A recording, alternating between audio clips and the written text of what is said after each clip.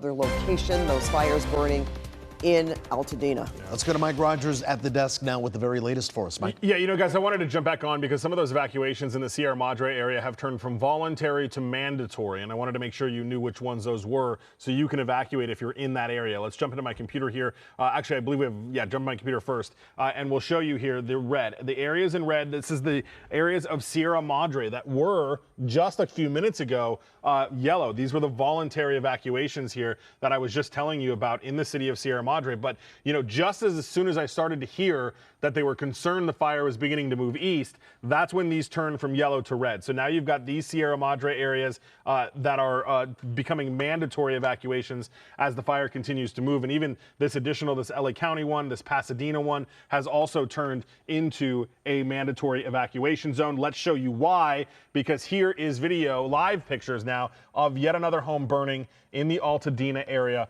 where the Eaton Fire is now consumed. 400 acres is the last update we got. I assume and would presume at this point it is larger than that because they have not been using the fixed-wing aircraft to really do any mapping of either of the two fires that we're talking about, the one in the Palisades or the one in the Eaton Canyon area. But this is a home that is clearly on fire. And again, this is live pictures coming from our Lori Fernandez, who is in the area of New York and Altadena. That's where she has been throughout the night, and she has been watching homes burn. And again, I have to reiterate, unfortunately, there is no air support available on either of these fires because of the significant wind patterns that have developed here. So this is something that we are obviously continuing to watch. We're just moving on Nicole Comstock to this area as well. She's was at that parking lot, that 7-Eleven parking lot, where we were watching those people that needed some medical attention that got evacuated from a senior living facility that had to get ambulanced out of there. So we're listening to that. And I can tell you that's an air conditioning, it looks like, on top of the roof that's on fire right there. I'm listening to the radio channel. Verdugo Fire, LA County Fire are just getting structure fire after structure fire after structure fire calls here in this area. And you can see at this home, it is totally on fire. There is no fire officials here. Not because they don't want to be, because there's just too many of these things happening for them to keep up with.